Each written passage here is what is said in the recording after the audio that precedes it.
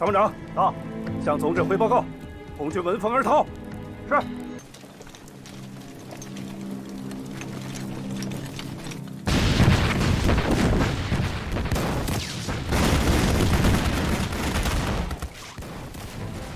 兄弟部队已经接上火了，那我们执行命令吧。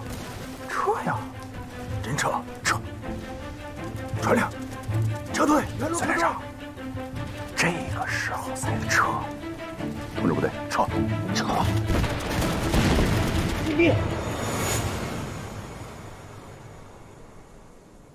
哈哈，看来这朱毛红军徒有虚名啊！报告，总指挥命令先头部队天黑前再下赶推进10里。命令部队加速前进。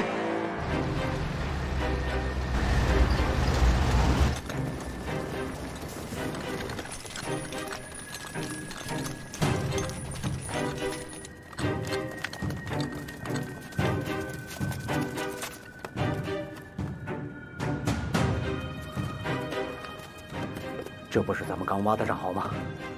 我现在还闻到3天前我撒尿的尿骚味呢。嗯，看吧看吧，看下面。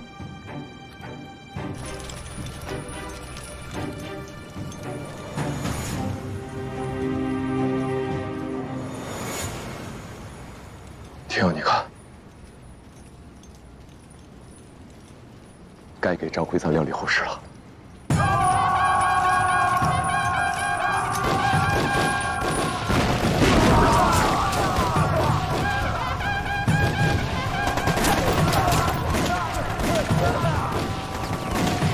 知道毛委员最爱吃什么？红烧肉。今天这顿红烧肉是毛委员亲手做的，我都闻见肉香了。哦，我明白了，你说的红烧肉就是一锅炖啊。哎，就这个意思。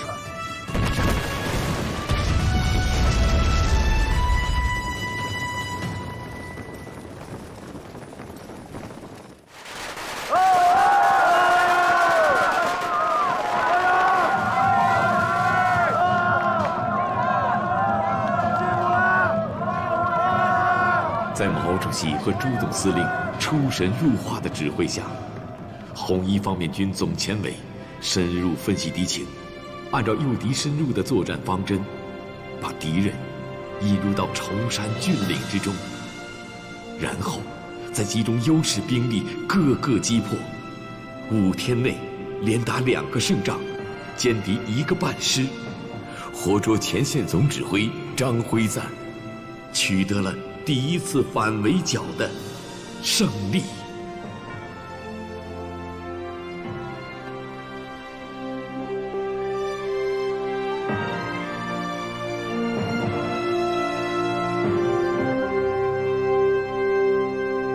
苏书记，你看看，要是没有异议的话，我们就把这个整编方案和主要领导任务正式敲定了。嗯，金主任，你来之前呢？ 我们已经得到了福建省委的通知，下级服从上级是我们党的纪律。你放心，我们特委坚决服从红一方面军前委对我们地方武装做出的整编决定。只有我们共产党领导的武装才能有这样一盘棋的决定啊！报告。你看看，又是个急性子，说来就来。进来吧。 红军战士吕真前来报道。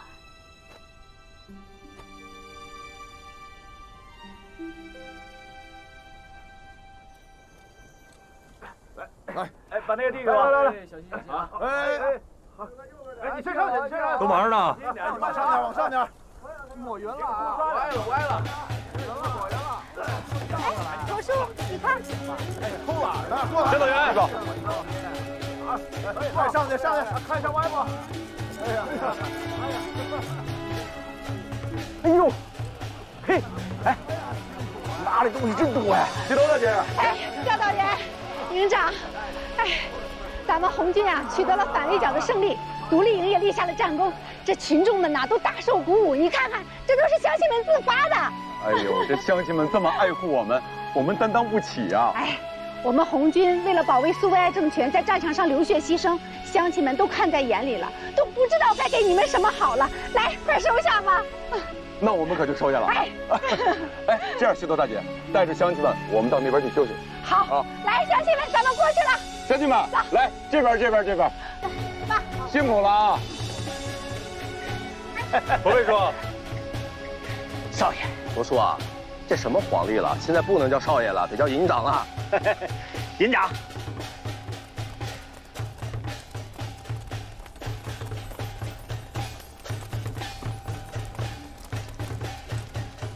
哎，那不是搁仙吗？啊？哪儿呢？哟，还真是哎。哎，小哥，啊，我说你脸红了没啊？啊？谁脸红了？你说啥呢？你是不是喜欢人家呀？我什么时候喜欢人家？就是红了，你小子！你啊，你那头猪去哪儿了？你说我？大冲！哎，头叔啊，哎，你不是发财去了吗？这怎么又回来了？小王，哪壶不开提了哪壶啊！过去的事就不提了。我现在要求进步，哎，现在苏维埃缺人手，我这不跟西斗主席打下手呢，帮忙呢。刚才这些人啊，都是我挨家挨户去把他们找来的。辛苦了，辛苦了，还不把驼背说的东西接过来？哎，不用，小王，不用。哎，我们走吧，走了，驼背叔。哎，少爷，少爷，哎呦，老庄，哎，你小心点啊，老庄回来了。哎，少爷，我当时后天暴动的时候，我就是我们这个队伍的人呢，你们得让我归队啊。该归队了，那得营长同意才行啊。庄上人，我是不是还欠你道歉啊？那都过去的事，咱就别提了。各位多多体谅。这次我们独立营打了胜仗回来，说实话，我心里面可高兴了。可是乡亲们说我是独立营的逃兵，像躲瘟神一样躲着我。我看你们走在大街上那风光，我连头都抬不起来了。我想了一个晚上，我要归队。你们不会不要我了吧？要不然给他个机会啊！我想想啊，我们独立营现在好像缺一个后勤负责人，我觉得精英算盘肯定能把我们的吃喝拉撒睡打算得很好，是不是？哎呀，你还不赶紧谢谢营长？我跟你说，哎，他行的，有这抠门的计算盘给咱管后勤，咱肯定饿不着。不是我还当官了，就是这后勤全归我管呗。那我去工作了。啊，我这，哎，谢谢营长，谢谢大伙不计前嫌，那我去工作了啊。把战功记清楚了。是。呀，急了。听我说啊，把鸡蛋还有吃的东西往这边放，把米和草鞋往这边放，听明白了吗？好，来，把鸡蛋往这边拿，往这边拿，然后每一家呢去登记，告诉我驼叔你们都送了什么东西。哎。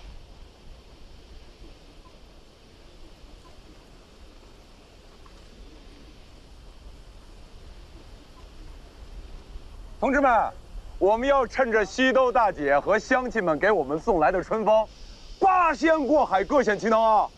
能唱的得唱两句，能说的可得说两句，把这个祝捷大会给它搞得热热闹闹的，好不好？好。这次咱独立，我也这么想。营长，张队员，一会儿我想发言。你就别发言了吧，别到时候说不好又给我们惹麻烦。我觉得他这个想法挺好，干嘛拦着他？好什么呀？他那些旧习气，信口开河，万一说错怎么办？都是自己人，怕什么？说对了，大伙儿给你鼓掌；说错了，大伙儿给你斗争。一会儿看你的了。好。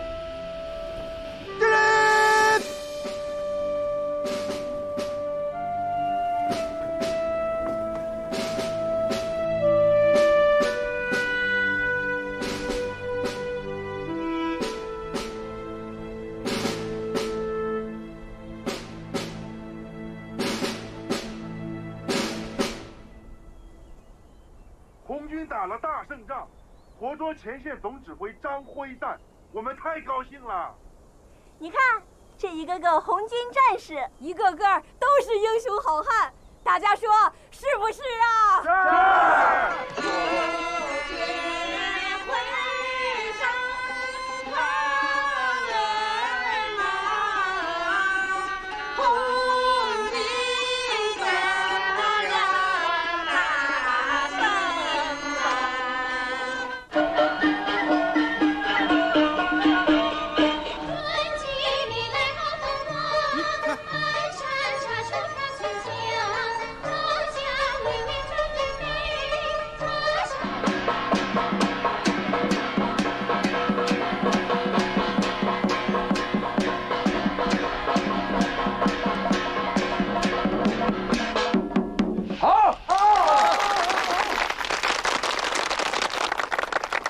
红军真如神，忽然天降临，空有10万军，化作一锅炖，中将总指挥，束手就被擒。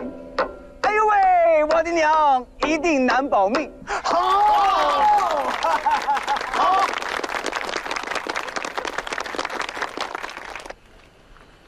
姐妹，你也唱一个吧。哎，红军哥，你等一下。红军哥，你唱的太好听了，我想跟你一起唱。不行不行，我就是瞎唱，我们大家伙都想听你唱。哎，小哥，你必须要唱啊！你要不唱，你得后悔一辈子，是不是？啊！孙大哥，孙大哥，你瞎起什么哄？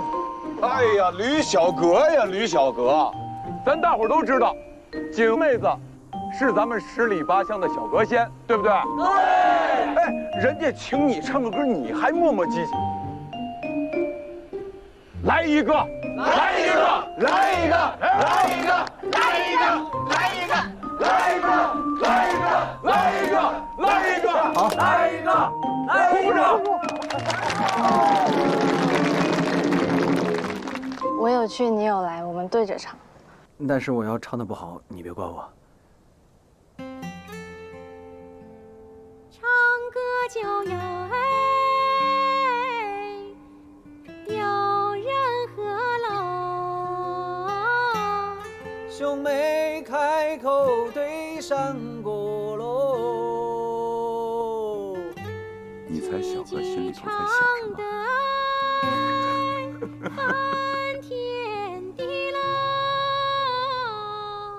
小哥爱唱歌，我爱打仗，我打过的仗，最牛的一次，就是跟大家一起参加的这次反围剿战斗，我们3万对敌10万，并且全歼的1个半师，还抓了前线总指挥赵会赞。大家可能没有概念，以后我们打一辈子的仗，可能都抓不到像这么大级别的官儿，要是将军了。这些天有些问题我一直都想不明白，我想就我们这么几个人，天天的就是来回跑，怎么就能把这个仗打赢呢？我们红军的队伍和其他的军队有很多不一样，刚才我就突然想明白了，最不一样的就是我们的队伍，一个脑袋只会打仗，还真是不分嫡系和旁系，不像我们以前的旧军队。从军到师到团到营，甚至到连，一打仗就想着保存自己的实力，让别人去死。这样的军队怎么可能打赢我们呢？跟着红军的队伍干，一定能干出一番事业。说得好！全体起立！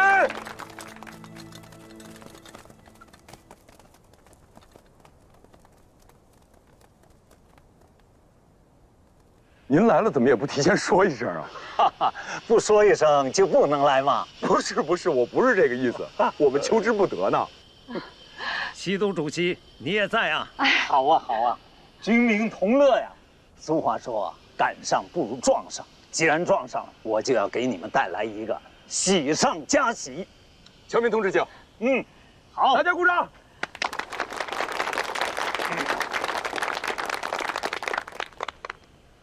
同志们，在这一次反围剿的战役中，我们地方武装最受上级表扬的是什么？那就是包括独立营在内的所有作战单位在执行上级命令时表现得非常坚决，这就是这一次反围剿战役能取得全胜的根本保证。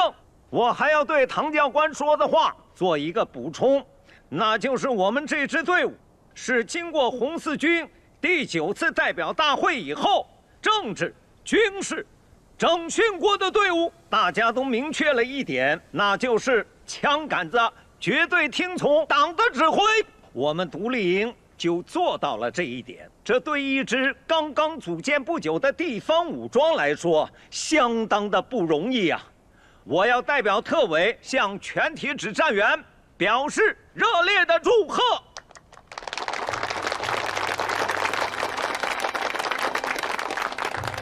我们这支队伍是从后田暴动开始发展起来的，特别是古田那一次会议以后迅速的成长。现在不光是后田的、上杭的，就连永定中队、长平小队都已经冲入这支队伍。这支队伍还将随着革命形势的发展，不断的壮大。刚才我说了，要给大家带来喜上加喜，但这件喜事不应该由我来宣布。下面，让我们以热烈的掌声欢迎红一方面军师首长金山云同志上前讲话。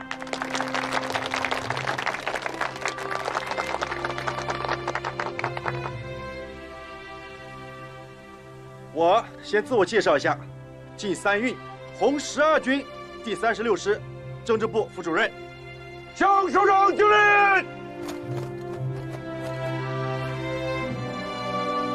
礼。首长好，我是独立营教导员李华成。独立营长陈天佑。好，入列。是。我代表红12军36师师首长向同志们宣布，红12军政治部和福建省委省军区共同做了一项决定，此决定苏区独立营归编于红12军第36师，并同时升格为独立团建制，任命李化成为政治委员，是；陈天佑为团长，是。你们这支部队故事很多啊，连总前委书记毛泽东同志都知道你们啊。总前委对你们寄予厚望。归编后，我第36师是如虎添翼啊！我代表师首长欢迎你们归编入列。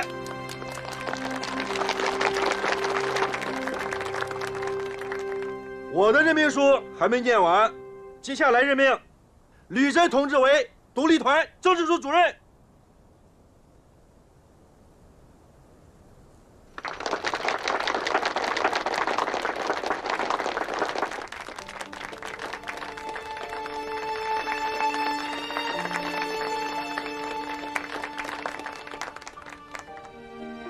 独立团政治处主任吕珍向政委、团长报道。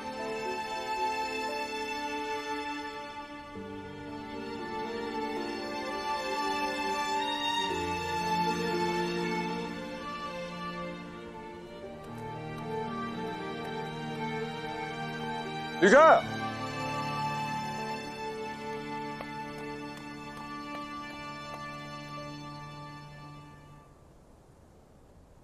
政治处主任吕珍同志。哎，咱俩还没握个手是吧？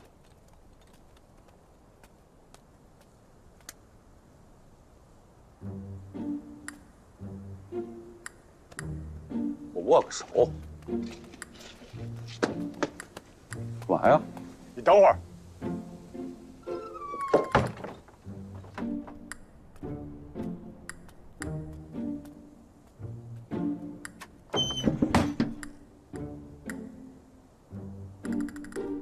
哥，你抽什么风啊？别叫我哥。哟，你当了红军团团长就六亲不认了？啊，行，啊，你们兄妹俩先聊，回头咱们再一块聊聊工作，啊。政委啊，甄大小姐不是回来了吗？我得去看看她。这儿没什么甄大小姐。啊，对，吕主任，我得去看看她。我都被轰出来了，你见得着吗？为什么呀？人家兄妹在一块儿，不得抱头痛哭一场啊！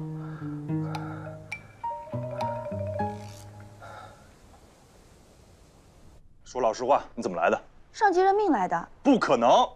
上级已经宣布了我的职务了，你不会反对吧？别在这跟我装了，怎么可能那么巧的事儿？啊，上级就让你到我跟他的部队来当政治处主任，就是这么巧。组织任命我来这个团，我就来了，不是我自己选的。坐下。坐下。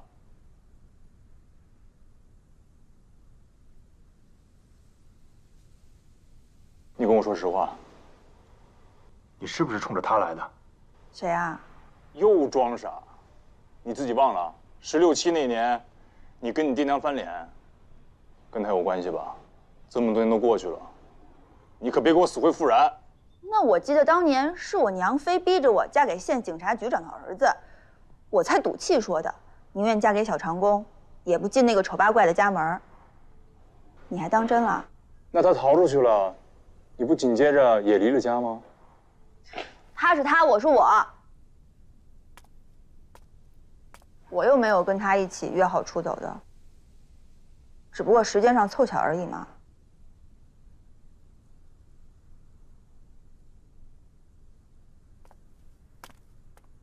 哥，别叫我哥，叫我团长。陈天耀，没大没小的，我是你哥。是你团长不像首长，哥不像兄长的，咱俩好歹也4、5年没有见了吧？你作为一个团长，没有对于我这个新来的政治处主任表示一下欢迎也就算了，作为兄长，你都没有问问我这些年怎么过的，还好意思说我没大没小？我这不是在问吗？但你没跟我说实话。那我就实话告诉你，我来独立团也没那么凑巧，是我主动向上级要求的。藏不住了吧你？你不还是因为他吗？我根本没想藏，我也不是冲着别人来的。我来到独立团，是因为这里有我在这个世界上唯一的滴血亲人，我的表哥。俗话说，打虎亲兄弟，上阵父子兵。我就想和我哥并肩战斗，这个理由还不充分吗？这句说的还算受用。你呀，从小就这样，在我面前总把自己当太阳，把别人当月亮，就没认过输。有理的时候得理不让，没理的时候就知道哭鼻子装委屈。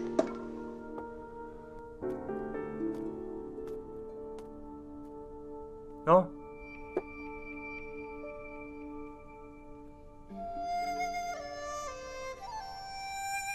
那还不是因为小时候你这个当哥的，把我惯成这样的。其实这些年，我出生入死，已经历练一番了。长大了，你知道这些年大城市充斥了那么多白色恐怖，我为你担多少心吗？这才像是一个当哥的该说的话。我回来后，最让我兴奋的睡不着觉的，就是我看到你当了独立营的营长。我们的家族又多了一个明白人，却也有了一个和我同行的亲人。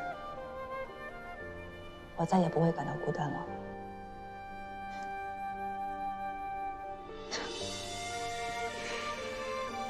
你别拿我当挡箭牌，你到独立营来不可能只是因为我。哥，我加入组织的时候宣过誓，随时准备牺牲自己。我们现在正在走在流血牺牲的路上。我也不像是16、17岁那么幼稚可笑了。对我来说，这里没有过去的小长工，只有现在的政委。我是来给他当助手的。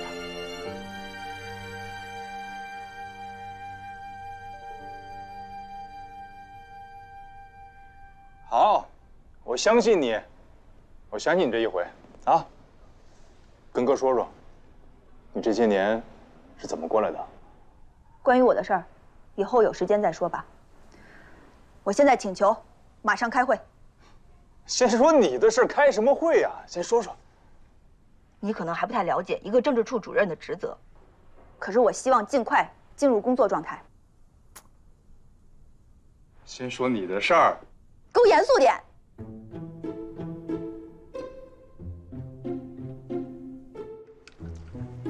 吕主任，客气话咱就不多说了啊，欢迎词咱也不讲了。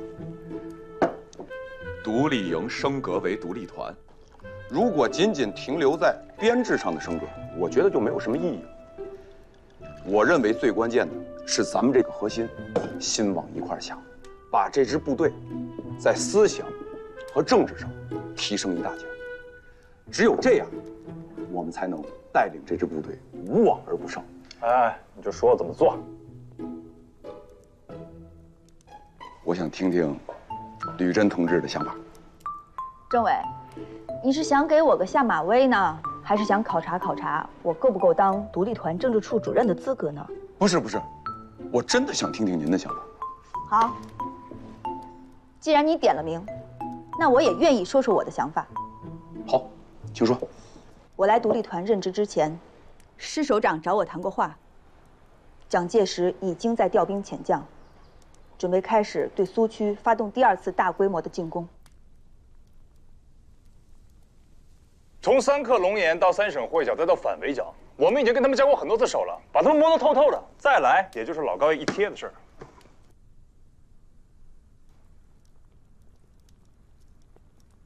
你这么看我干什么？我说的是事实，不信你问华成。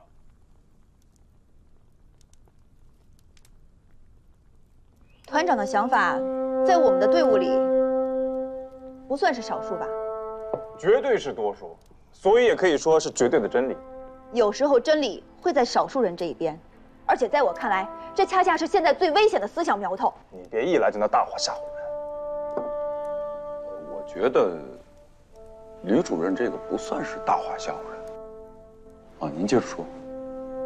随着土地革命、苏区形势的进展和苏区地盘的扩大，国民党统治者剿灭我党的决心和行动也越来越疯狂，苏区的形势也势必会越来越严峻。如果只打了几场胜仗，我们的指战员就会以为敌我力量不过如此的话，那我们对未来的困难就会缺乏认识和思想准备。哎，我跟你说啊，你这话在这屋说说就得了，可别让外面人给听见了。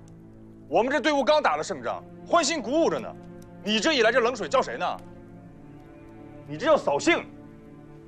我认为这盆冷水浇得很及时。您接着说。你们这一唱一和的，行，我离开，你们唱双簧吧。陈天佑，陈天佑，什么态度？什么态度？吕真同志说的不对吗？反正人家说的话句句我都听进去了。啊，毛委员一再强调，政治思想工作是咱们红军的法宝。原先我这个政委做的不到位，政治思想工作成了我们这个独立团的短板。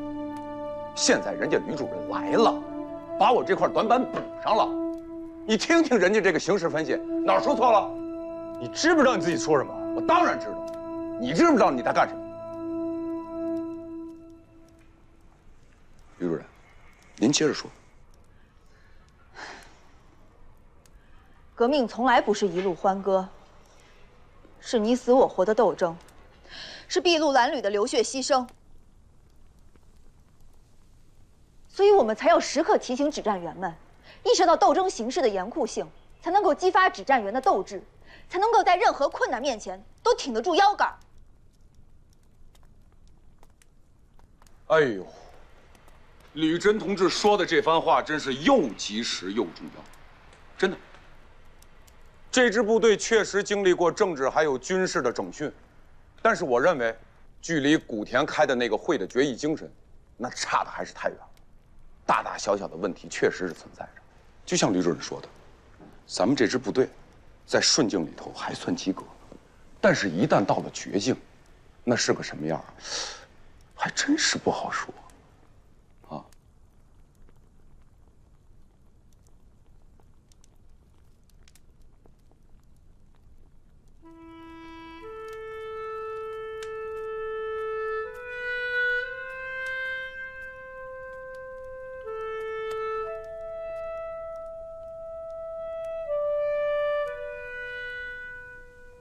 我们的导师列宁同志说过，堡垒最易从内部攻破。我认为，组织机体是否健康纯洁，和指战员的信仰是否坚定，才是决定我们的红旗能够打多久的关键。信仰这个东西是放在心里的，用眼睛是看不到的，你明白吗？所以才用时间和斗争来考验。顺境看不出来，在逆境和绝境当中，一个没有信仰的人是经受不住考验的，是会马上暴露出本性的。吕真同志讲的非常对，我就是个长工的儿子，肚子里头也没有几滴墨水。您呢，政治水平、马克思主义的理论，各方面都比我强，以后这支部队靠您了。哎，团长，你还没发言呢。我还需要发言吗？我看你们聊得挺投机的。再说我也没有什么需要补充的了。不是，会没开完，你去哪儿啊？撒泡尿，憋着不行啊！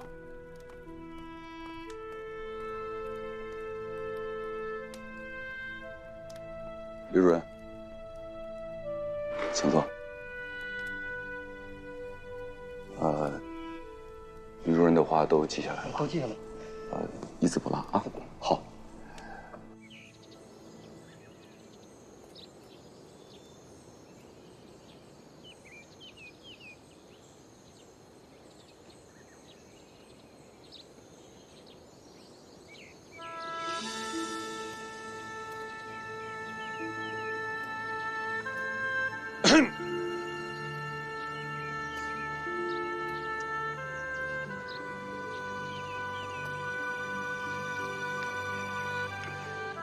其实吧，我觉得吕真回来挺好的，真的。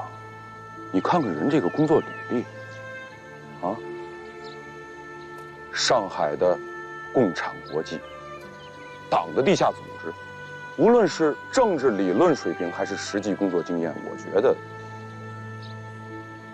都比我强。哼，不是你怎么个意思？我怎么个意思？你这话里话外不就是想说我这个当哥的不如他吗？啊，对，你说对了，你各方面都不如他。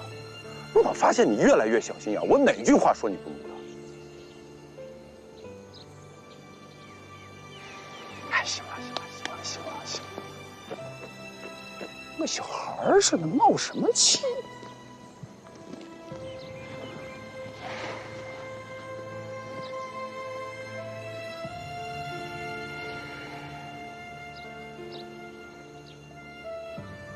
哎，问你个事儿呗。说。吕真当年是因为什么离家出走的？我不想告诉你。我给你块糖吃，2块。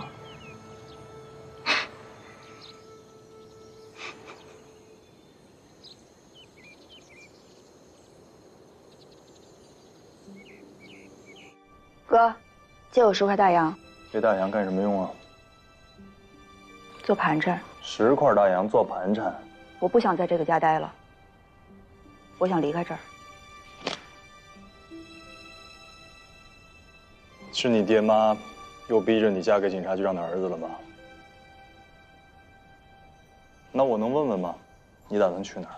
我想去上海、广州，还有武汉那样的大城市去求学。你个女孩子求什么学呀？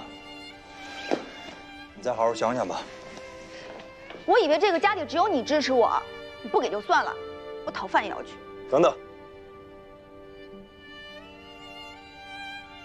，10块不够用吧？我给你准备20块。我以后会还你的。我想过不了多久，钱用光了，肯定就回来了。没想到一走这么多年，又跑到独立团当政治处主任了。你跟我说实话，他来当政治处主任，是不是你瞒着我去要来的？啊，对，我瞒着你飞过去把他抢回来的。我连他在哪儿我都不知道，我怎么要人？睁着眼睛说瞎话吗？没有就没有，急什么脸啊？心虚了？我心什么虚？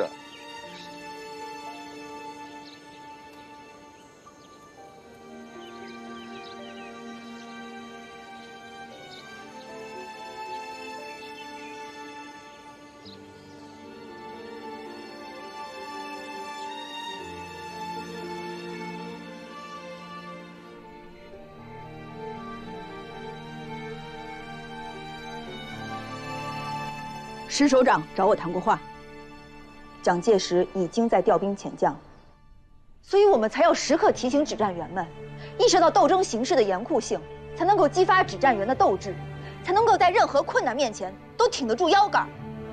其实我真心希望我们每一个人都向我们组织提出入党申请。为什么？因为一支部队的党员多了，那么这支部队的正气就多了。既然党的领导说了算，你就应该第一个入党。你文化水平比我高，你写一份入党申请它不难，对吧？成，我感谢你。不过这事儿你说了也不算，不得上级批准吗？上级批不批准那是上级的事儿，写不写那是你的事儿。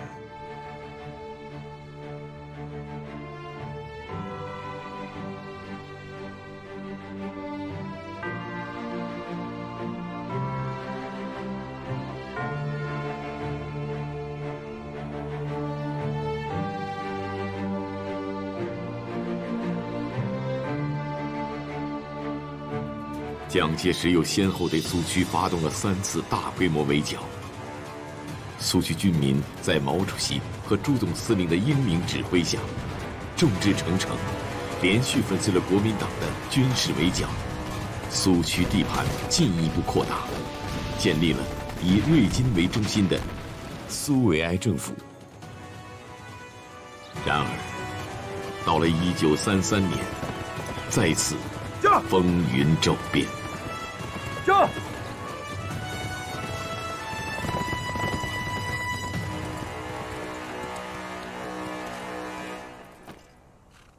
孙元，通知各营部属官到团部开会。是。同志们，蒋介石调动了100万的军队，对我苏维埃根据地进行了空前的围剿行动，而且他扬言要毕其功于1役。第5次反围剿已经在赣北正式打响了。经过前几次的反围剿战役，我们独立团的兵员已经增加到608名。可这一次，国际军事顾问李德提出的口号是“御敌于国门之外”。哎，团长，这“御敌于国门之外”这是什么意思啊？这又不是我提出的，我也没闹明白为什么要这么打。我的理解啊，就是不让国民党军进入我们苏维埃根据地的地界。这运动战打得好好的，换什么打法呀？对啊，政委，他这么说对吗？政委，就是啊。有必要在字面意义上较真吗？有必要在军事方针上讨论吗？军事方针是上级定的，是我们定的吗？所以我认为啊，我们应该像前4次反围剿一样，坚决打赢这第5次反围剿战役。保卫苏维埃政权，保卫农民的胜利果实，这个才是我们红军最主要的任务，对吧？对。同志们，我来讲2句。自从党中央从上海迁至瑞金，我们苏区的形势就发生了翻天覆地的变化，建立了苏维埃政权，组建了中华苏维埃各级政府机构。我们人民群众当家作主。苏区一片莺歌燕舞，这也更令国民党反动派感到寝食难安，亡我之心更烈，也是必然。但是这第5次反围剿战役与之前有着很大的不同。这一次是在党中央的直接领导下，集全党、全军和我们全苏区之力保卫苏维埃。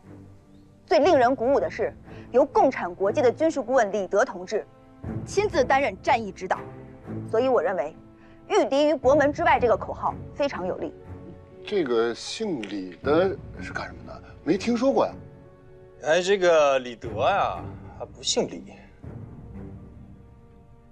李德同志是共产国际派来的军事顾问，原名叫奥托·布劳恩，是一位毕业于苏联军事学院的专家。主任，这什么加不加的呢？我倒不懂哈，我就觉得吧，打仗啊，这哪条路哪条河，他得摸清楚，是不是？你说这是一个洋人，他能识咱们这儿的水性吗？你万一这是党中央的决策，不是我们基层部队可以讨论的。下面，我想提几点要求。好了，作战命令随时都可能下达，各营的主官回去做好出发的准备。散会。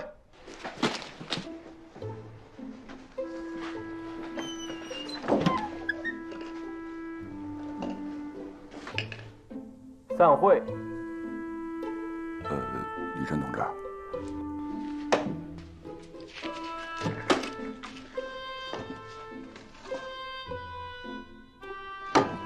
耍脾气，你又犯病了是吧？推我干嘛？人家话说完了吗？你就散会？不是他倒不觉得一张嘴什么时候是个头啊？那你不让人家把话说完啊？说那些空话有什么用啊？怎么要没用？现在谈工作。没事，那是我妹妹，人家是政治处主任。那是我妹妹，我心里有数。我知道你心里头烦什么。你知道你还在这滚？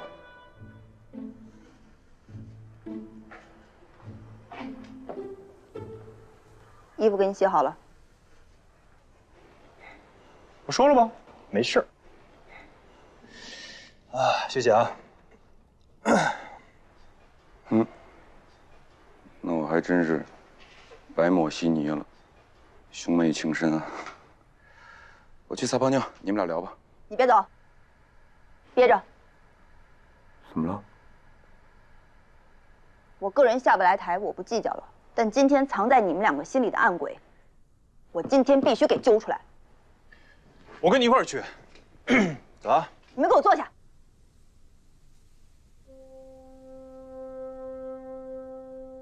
我有必要向二位好好的介绍一下，这位共产国际派来的军事顾问，李德同志。李德同志，是我早在上海工作时候就听说过的。他是一位对苏联红军的各种战力都了然于心的知名军事家。你们别只陶醉在前4次反围剿战役的胜利中。苏维埃形势已经不是前几次反围剿战役时的苏区了，小打小闹的游击战已经无法适应大规模的兵团作战了，而红一方面军又没有这种大的战地战的经验，所以李德同志作为战役的军事顾问，是党中央的英明决策。作为政委和团长，你们不能对此有丝毫的存疑。哎，吕震同志，你的态度很坚决，也很坚定，但是我怎么没听明白你在说什么？你别给我装了。你们两个想的什么我知道，你们是不服气李德。打住打住啊！这帽子是越扣越大了。我们几斤几两啊？充其量也是团职干部，那么大一个国际军事顾问李德，就算是不服气，也轮不到我们两个。你说对吧，政委？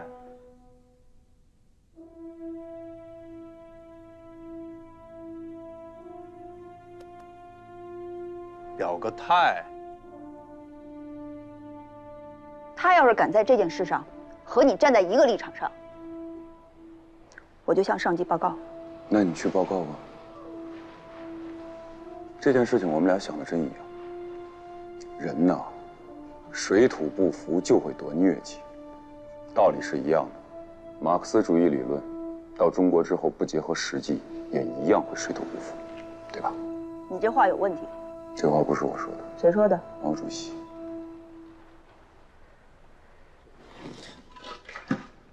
我觉得这话没毛病。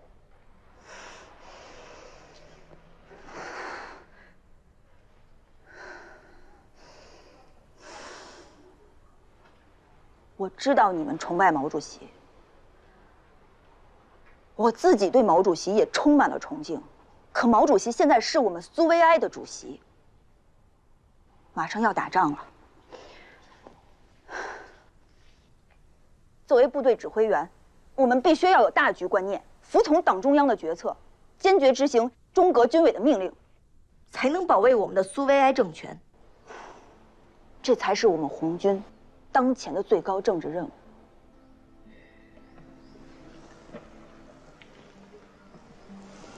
放心吧，李晨同志，军令既下，我们一定服从。但是也请允许我们有自己的想法吧。就是啊。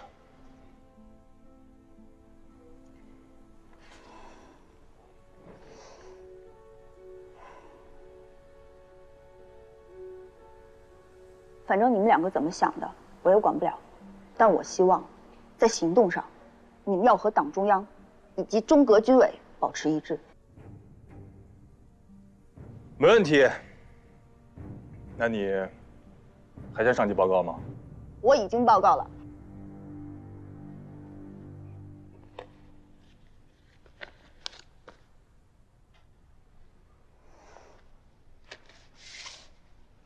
这是市政治部关于批准陈天佑同志入党的批复函，请政委定个时间，为他举行宣誓仪式吧。太好了，赶快吧，要不然一打仗来不及了。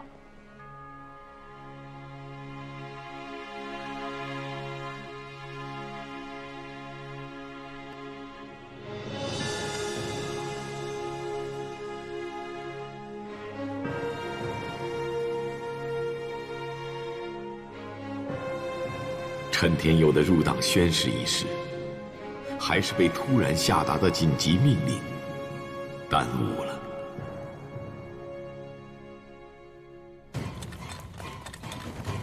独立团奉命开赴食堂，去增援隶属红一军团的29团阵地。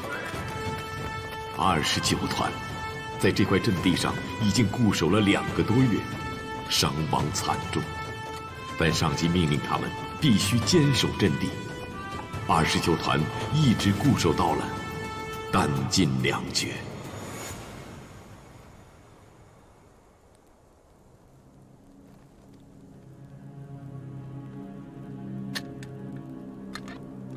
一会儿听命令，必须着打。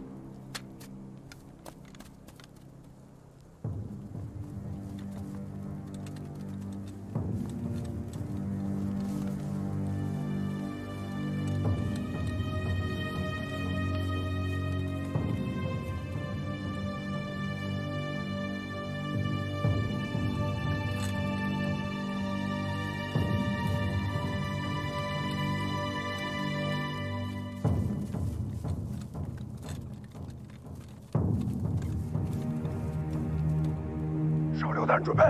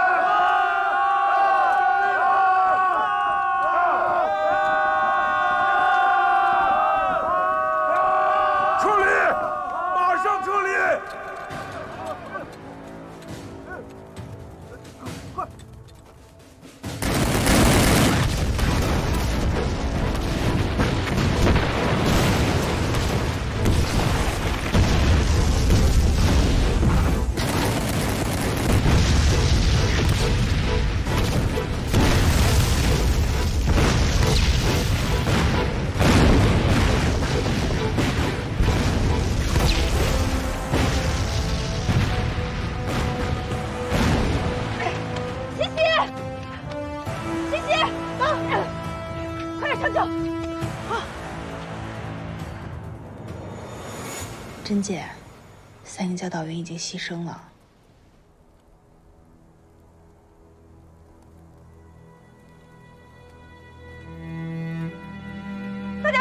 续搜寻，不能落下一个伤员，听见没有？是。李主任，李主任，团长政委，请你马上去指挥所。走。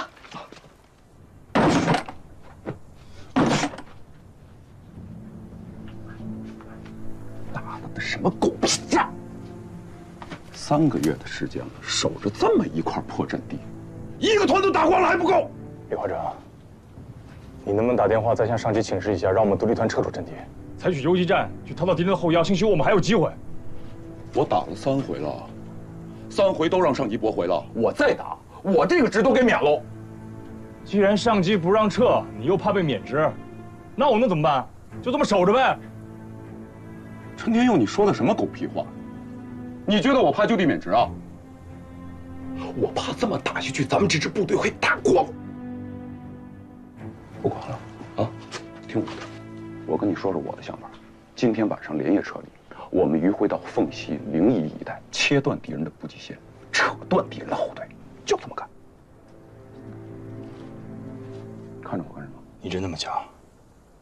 你可要想清楚了，如果我们真这么干了，就算是你的目的达到了，你这个政委可也当老头了。我不当就不当了，我不能让独立团打这种窝囊仗啊！放心，责任我来负，行吗？这个责我跟你一起负。我现在就下命令。等等，吕主任，你来的正好。我们现在伤员这么多，先别说伤员的事儿了，你知道什么是大局吗？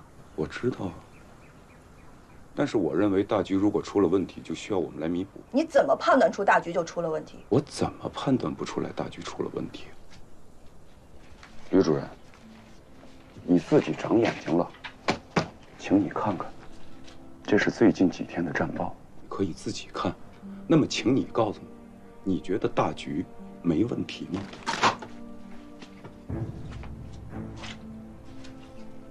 就是因为现在形势已经变成了这样，才需要我们指战员更加坚持听从党的指挥。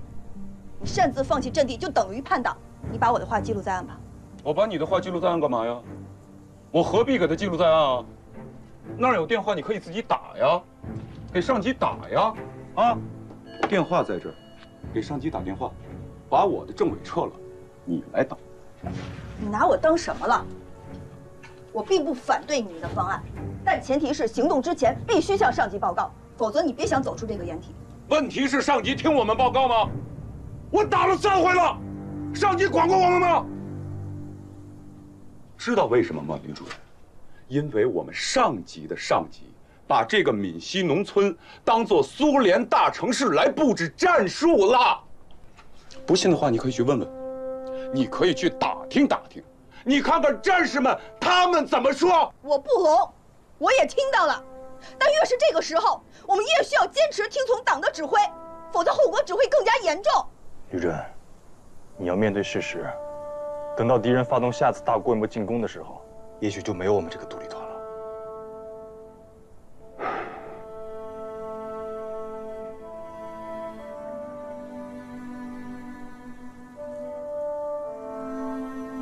那让我来向军团政治部首长报告吧，我相信首长一定会同意的。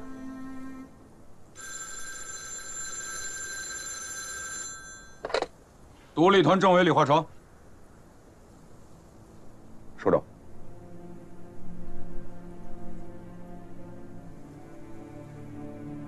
是。是。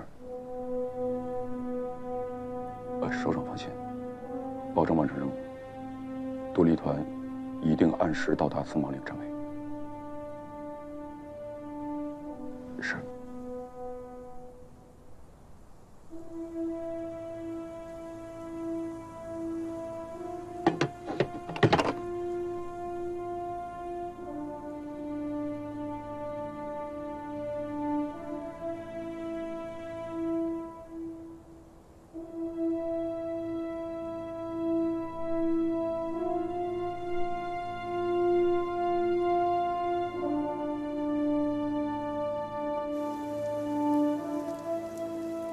200里路，限时24小时赶到，神仙也做不到啊！命令不就是洋人唱洋戏吗？这是中国军委的命令。做不到，我们也得做到。政委，我能不能发表点我个人的意见？那我直言不讳啊，这几天的战报我都看了，我们都知道，名义上松毛岭是我们红9军团跟红24师固守南大门，2万多人，可这几个月扛下来，我们剩下不到5000人，而国民党军第36师、第10师、第25师共计3万余人，在敌人轰炸机强大的火力支持下，势不可挡。这个时候，中国军委这么大老远调我们这支损兵折将的独立团去支援松毛岭，什么意思？去了也是杯水车薪，而且24小时200里地啊，黑天白天的跑，得不停的跑，还全是山路，打什么仗？跑过去都累死。这个命令说明2点：第一，松毛岭告急了；第二，红军已经无兵可调。对，虽然这个命令是中俄军委下的，可在这种捉襟见肘的时候，这种调动挽救不了败局，去了就是死。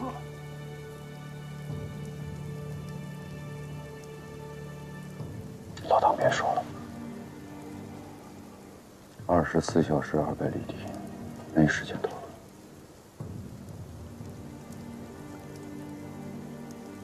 政委，你意思啊，我们依然执行这个命令？不然呢？有其他办法吗？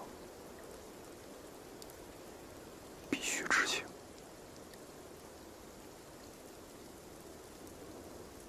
如果我们执行了这个命令，就等于是让我们的战士去送死。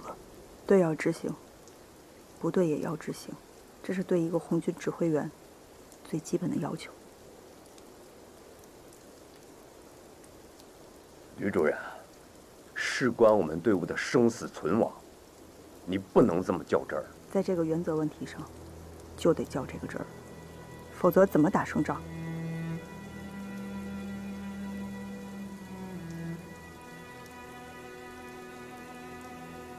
好了，我们不聊命令的事儿了。吕主任，我和团长商量了一下，想让你留下来。为什么？我们队伍的伤员实在是太多了，就让你把他们安排到老乡的家里。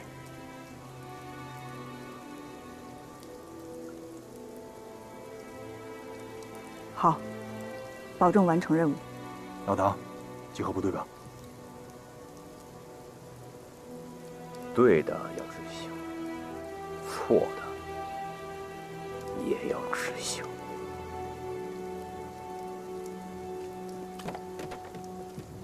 老人，对自己好。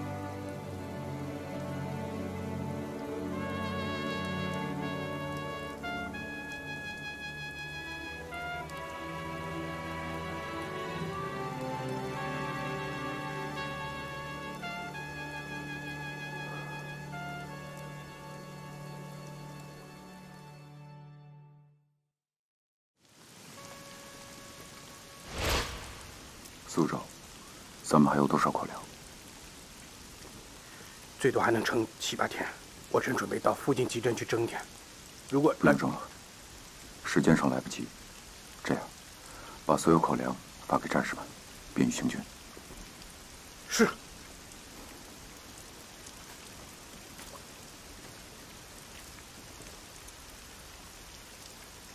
各营报告人数。报告团长，一营集合完毕。轻重伤员还剩123人。报告团长，2营集合完毕，轻重伤员加许，还剩108人。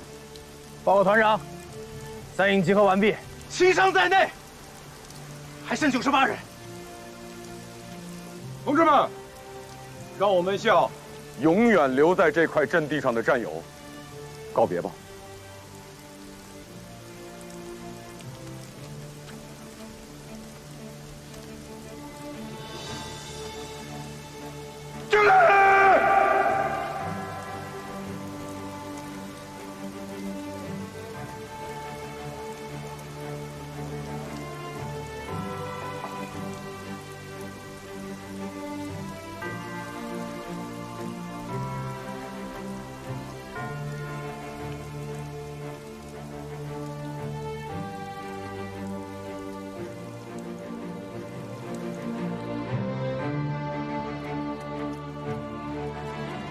2个多月前，红军曾取得温坊战斗大捷，那是第5次反围剿作战以来少有的胜利。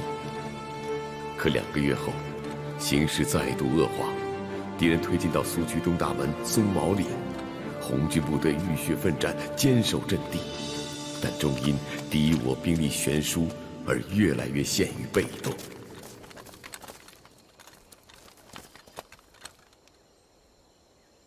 你搞什么名堂？你别耽误时间了，赶紧走吧。我说李真同志，你得给全团做出一个服从命令的榜样啊！我已经按照团长、政委的命令安顿好了所有的伤员了。你服从什么命令呢？我们是让你留下来。我留下来干什么？安顿伤员。我已经安顿好了呀。不是，我想问问你，这么短的时间之内，几十位的伤员，你怎么安顿的？报告政委、团长，我们把伤员都交给苏维埃了。你们怎么能把我们的伤员推卸给群众呢？赶紧回去！我们现在人生地不熟，把带不走的伤员交给当地苏维埃政府才是最好的办法。你较什么真儿啊？现在哄他走也来不及了，赶紧走吧。继续前进。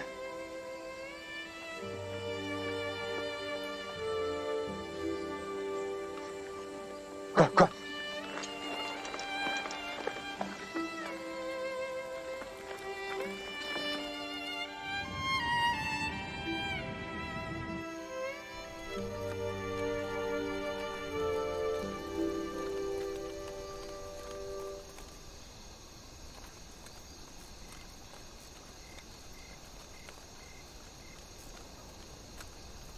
哎，稍等一下，同志，你们是从松马岭下来的吗？是啊，打得太惨了，我们的红军兄弟啊，真是太英勇了。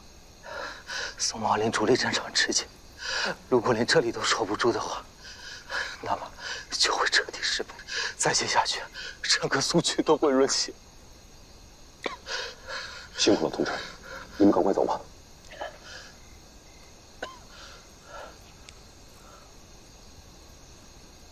继续前进。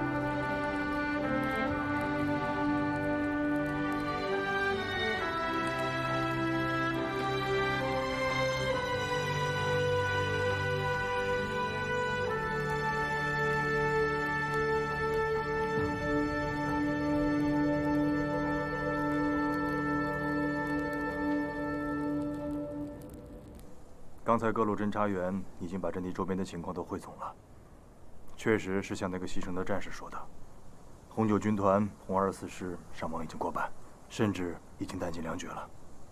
可他们还坚守在自己的阵地上，等待上级的命令。他们怎么那么死心眼儿啊？这都弹尽粮绝了，还等什么命令？赶紧撤呀！派人联系过了，他们说，没有上级的命令，是绝对不会撤的，就算是死，也要和阵地共存亡。说实话，只有共产党的军队能达到这一点。他们不是在坚守一块阵地，是坚守一个信仰。我们到这个阵地来，没有看到胜利，却在兄弟部队的身上看到了信仰的力量。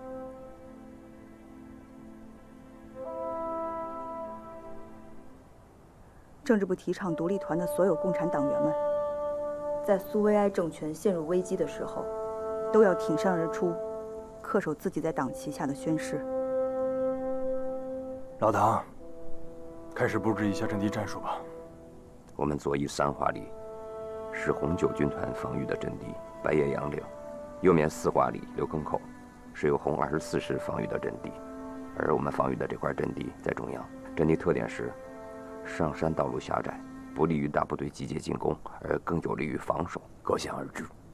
如果不是因为敌人的空中火力，我们之前的这支游击大队也不至于全军覆没。对付正面的第10师，我们还能扛一扛。如果对付敌人空中轰炸机的话，结局大家都看见了。代理参谋长，那要照你这么说，我们要放弃这块阵地？我累得都没有劲儿了，真不爱在战术问题上跟你们女人磨牙。这不是战术问题，更不是男女问题，这是一个政治问题。政治我也没有你懂，要不你说吧，我不说了。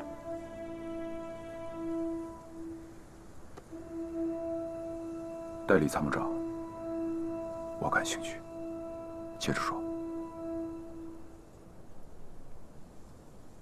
鉴于当下实际情况，我做出如下战术部署：刘山桥，你们3营埋伏在左翼高地，等敌人打起冲锋时，不要急于出击，一定要等敌人的先头部队越过我们的阵地之时，再突然发起截腰攻击。是。孙大成，哎，你们2营埋伏在右翼高地，跟3营成犄角之势，掌握时机，也是截腰攻击，保存实力，不要轻易出击。明白。哎，3营什么左翼啊？他是什么保存实力了？我1营干嘛？看他戏啊？现在全团也就1营的战斗力稍强，我想用1营作为一堵壁墙，等着敌人越过正面的山脊，遭到2、3营的截腰攻击，阵营大乱之时，1营就要像一堵壁墙一样，让敌人迎面撞个鼻青脸肿。明白。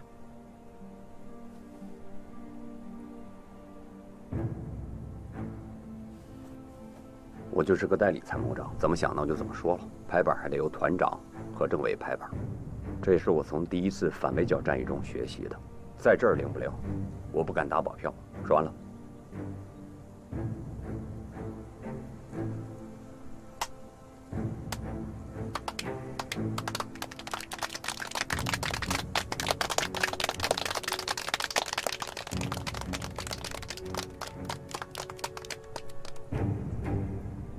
各营长都听清楚了，进入站位，随时做好战斗准备。是。